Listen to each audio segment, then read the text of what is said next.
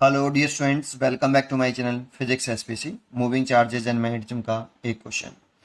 A square loop of edge length 2 metre carrying a current 2 ampere is placed with its edge parallel to the xy axis.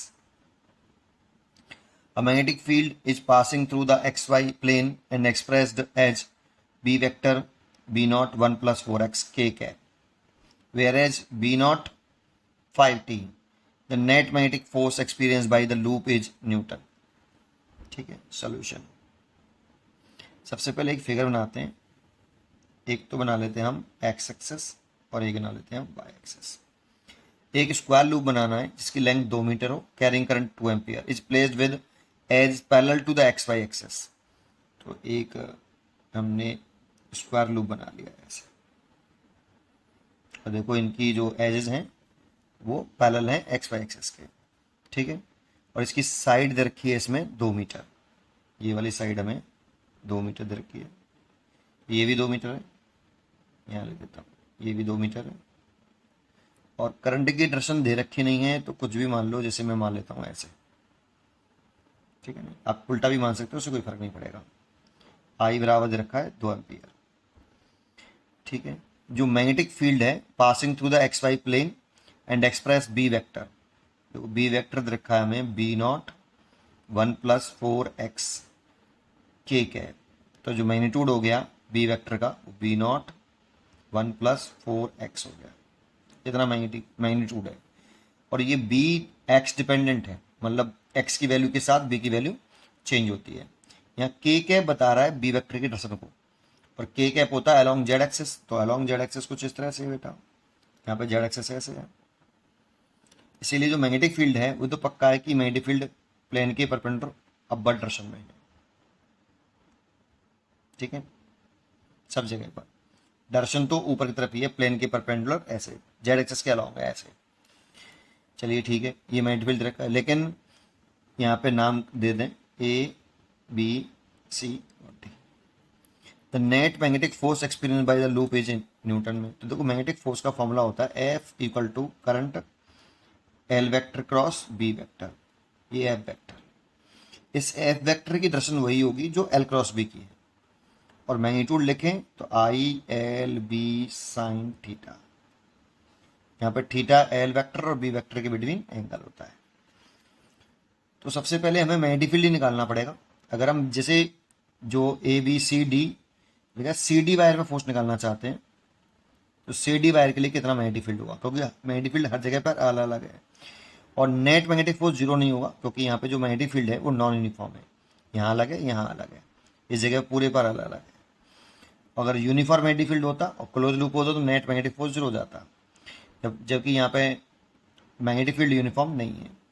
जैसे हम सी D wire की बात करें, सी D wire, इस सी D wire के लिए x की value कितनी है, इस लेट कर लेते हैं कि यहाँ से यहाँ तक जो सी डी वायर के लिए एक्स है वो x2 है ऑरिजिन से। अगर सी डी वायर के लिए x2 है तो यहाँ पर भी x2 होगा, यहाँ पर भी x2 होगा, और यहाँ पर भी x2, और यहाँ पर भी x2, यहाँ पर भी x2, सब जगह पर x2। तो सी डी वायर के लिए जो आपका x है उसकी वैल्यू x2 है, तो b की वैल्यू कांस्टेंट हो जाएगी, सी डी वायर के लिए कांस्टेंट हो जाएगी हर जगह पर। इस वाले पॉइंट, इस वाले पॉइंट, इस वाले पॉइंट, इस वाले पॉइंट, इस वाले पॉइंट पर x की वैल्यू फिक्स है, तो b की वैल्यू भी फिक्स होगी। तो b की वैल्यू कांस्टेंट होगी, तो b नॉट 1 प्लस 4x2 इतना मैग्नेटिक फील्ड होगा। मान लो वो B2 है, तो ये B2 लिख लिया बेटा। इसी पे पहले फोर्स निकाल लेते हैं हम। तो सी डी वायर पे फोर्स निकाल लें, पहले डायरेक्शन निकाल लेते हैं। तो देखो एल क्रॉस बी करो, और एल की डायरेक्शन वही मानते हैं जो आई की डायरेक्शन है, एल की डायरेक्शन करंट के अलोंग, तो करंट की डायरेक्शन ये हो गई और मैग्नेटिक फील्ड डायरेक्शन ऊपर। राइट हैंड रूल लगाइए, एल क्रॉस बी की डायरेक्शन निकालिए, राइट हैंड का फिंगर एल वेक्टर की डायरेक्शन में, और अपनी फिंगर को कर्ल करिए एल से बी की तरफ छोटे एंगल से। फिंगर कर्ल करनी चाहिए, घूमनी चाहिए पहले वेक्टर से दूसरे वेक्टर की तरफ, मतलब एल से बी की तरफ घूमनी चाहिए। देखो ऐसे ऐसे घूम रही है एल से बी, एल की डायरेक्शन करंट की डायरेक्शन में हो गई, और बी की तरफ घुमा दो अपने फिंगर को छोटे एंगल से, ऐसे थंब इधर आ रहा है। दैट मीन्स इस वाले वायर पर जो फोर्स लग रहा है वो इधर लग रहा है, और इस फोर्स को मैंने F2 कह लिया क्योंकि B2 कहा है। ठीक है। तो F2 इक्वल टू, फॉर्मूला लगा दो, ये करंट तो आई है, लेंथ आपकी जो होगी वो 2 मीटर हो जाएगी, क्योंकि ये वाली लेंथ L हो गई बेटा, ये 2 मीटर लेंथ रखी है इसकी। तो L ही लिख लेता हूँ, बी की वैल्यू लिख सकता हूँ B2, और एंगल हो गया 90 डिग्री। तो IL और B2 की वैल्यू पुट करूँ तो B0 1 + 4x2, इतना फोर्स लग रहा है भाई। B2 की वैल्यू पुट कर दी ये वाली।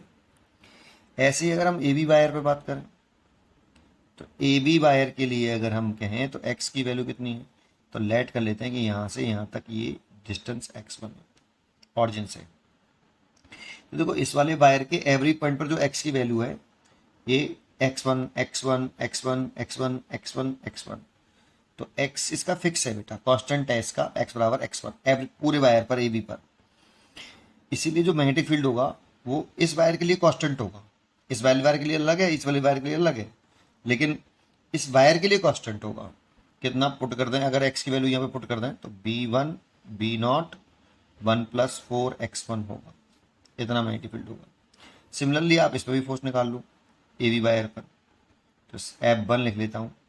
करंट तो आई है इसमें भी, लेंथ इसकी भी L ही है, मैग्नेटिक फील्ड इसका B1 है और एंगल 90 डिग्री है। IL B1 की वैल्यू पुट करें तो B0 1 + 4x1। अब ये साफ साफ दिख रहा है कि x2 बड़ा है x1 से, बाकी के सारे फैक्टर सेम है, तो F2 बड़ा होगा F1 से। तो F1 लगेगा किधर वो देख लेते हैं।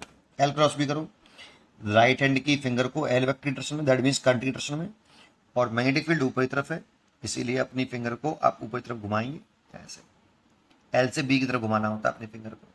थंब लग रहा है इधर, that means L cross B की डायरेक्शन, और यही F की डायरेक्शन। तो ये F, लेकिन F इससे छोटा है, तो इसीलिए इस पर फोर्स ऐसा लगेगा। ठीक है, चलिए ये भी समझ में आया। अब बात करते हैं इस वाले वायर की, AD की। अगर हम AD वायर की बात करें तो देखो इस वायर के लिए x की वैल्यू कांस्टेंट नहीं है बेटा। यहाँ पे देखोगे तो x इतना हो गया, यहाँ पे देखोगे तो x इतना हो जाएगा, और आगे जाओगे तो x इतना हो जाएगा, तो x बढ़ रहा है, x इतना हो जाएगा। तो x की वैल्यू हर एक पॉइंट पर अलग अलग है, और x की वैल्यू चेंज हो रही है तो b की वैल्यू भी चेंज होगी। दैट मीन्स इस पूरे वायर में जो मैग्नेटिक फील्ड होगा वो एवरी पॉइंट पर अलग अलग होगा। लेकिन इसमें जो फोर्स की दर्शन निकालें अगर हम, तो करंट की दर्शन ये L क्रॉस भी करें तो मैग्नेटिक फील्ड ऊपर, तो फोर्स लग रहा है इधर, तो इस पर फोर्स लग रहा हुआ इधर, और इस पर फोर्स निकालें तो करंट डायरेक्शन ये, फिंगर आपकी इस तरह से हो गई, और L क्रॉस भी करें तो L से B की तरफ घुमाएं तो ऐसे आएगा। मैग्नेटिक फील्ड इसमें भी ऊपर है, तो इसमें फोर्स ऐसे आएगा, और ये फोर्स एक दूसरे के मैग्नीट्यूड में इक्वल होंगे। लेकिन ये फोर्स देखो ऐसे लगेगा, यहाँ पे कम होगा क्योंकि यहाँ पे मैग्नेटिक फील्ड की वैल्यू, x की वैल्यू कम होगी तो मैग्नेटिक फील्ड की वैल्यू कम होगी। फिर यहाँ पे थोड़ा सा आगे आओगे तो फोर्स थोड़ा सा बढ़ जाएगा क्योंकि मैग्नेटिक फील्ड की वैल्यू बढ़ जाएगी। यहाँ पे और आगे आओगे तो फोर्स और बढ़ जाएगा, यहाँ पे और आगे तो फोर्स और बढ़ जाएगा, ऐसे फोर्स बढ़ता जाएगा बेटा ऐसे। बिल्कुल सेम ऐसा इसमें भी होगा, जितना फोर्स इस एंड पर है उतना ही फोर्स यहाँ होगा। थोड़ा सा आगे बढ़ाएंगे तो फोर्स और बढ़ेगा, फिर थोड़ा सा आगे जाएंगे तो और फोर्स बढ़ेगा, फिर वो बढ़ेगा, फिर बढ़ता जाएगा, और फिर ये ऐसे। लेकिन ये सारे फोर्स और ये वाले सोर्स फोर्स बराबर होंगे तो ये कैंसिल हो जाएंगे। फिर भी अगर आपको निकालने हैं तो x पे जाके आपको एक dx का एलिमेंट काटना पड़ेगा, ये यहाँ से ये वाला, और इस dx के लिए मैग्नेटिक फील्ड को हम कांस्टेंट मान सकते हैं।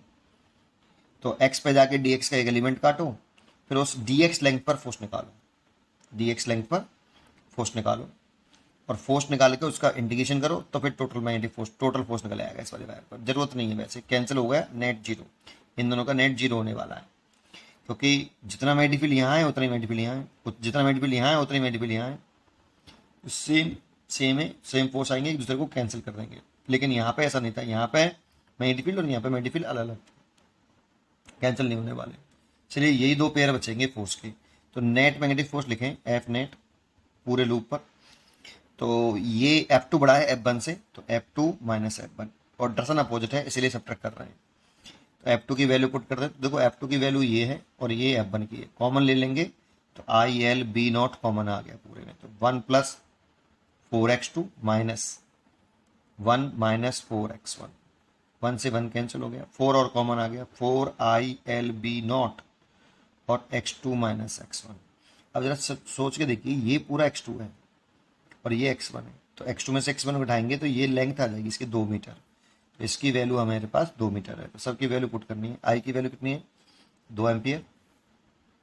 एल कितना है, 2 मीटर, एल 2 मीटर था, लेंथ इसकी 2 मीटर थी। और बी नॉट कितना है, magnetic field B naught 5 tesla है। और x2 माइनस एक्स वन देखोगे तो x2 में से x1 घटाएंगे तो ये आएगा, दैट मीन्स लेंथ आएगी तो 2 मीटर है जो, बस मल्टीप्लाई करना है। तो देखो ये 10 हो गया, और 4 और 4 16 हो गया, 16, 4 और 4 16 और ये 10, दैट मीन्स ये 160 न्यूटन। इसीलिए यहाँ पे आ जाएगा 160 न्यूटन। पढ़ते रहिए और खुश रहिए।